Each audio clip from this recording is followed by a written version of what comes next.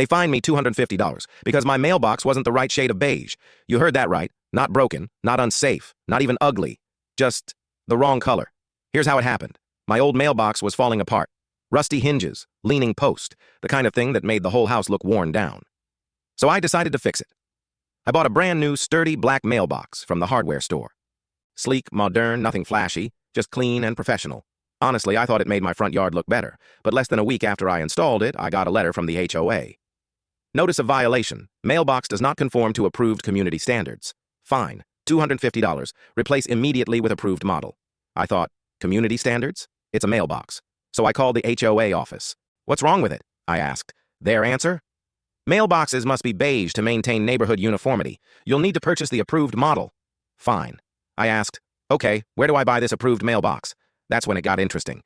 They told me I could only purchase it through their exclusive vendor. And the price? Triple what I paid at the hardware store. Now I was suspicious. So I did a little digging. Turns out the vendor who sold these approved beige mailboxes had close ties to one of the HOA board members.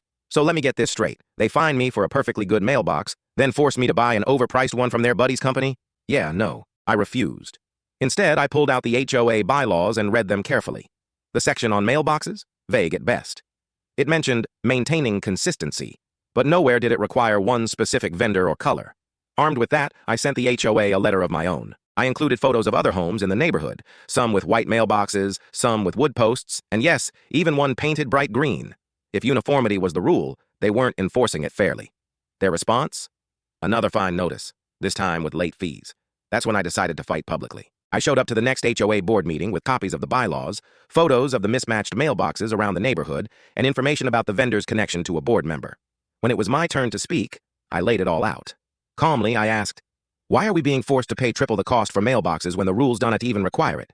And why does the board member's friend seem to be the only vendor allowed? The room went silent. Then the neighbors started whispering. Some even stood up and admitted they'd been forced to buy those overpriced beige mailboxes too. Suddenly, the board didn't look so confident. The pressure was on. Neighbors demanded answers. One even called it what it was, a money grab. Within weeks, the board quietly dropped the mailbox fines. The exclusive vendor arrangement disappeared overnight. And guess what? My black mailbox stayed exactly where it was. Now every time I grab my mail, I smile, because that little black box isn't just a mailbox anymore. It's proof that sometimes HOAs aren't enforcing rules at all. Sometimes they're just enforcing their own interests. This story shows why it's so important to read your bylaws, ask questions, and never blindly accept HOA demands. So tell me, would you fight your HOA if they fined you over a mailbox? Drop your answer in the comments below. And don't forget to like, subscribe, and hit that bell icon. Because every week we bring you the wildest real HOA stories you won't believe.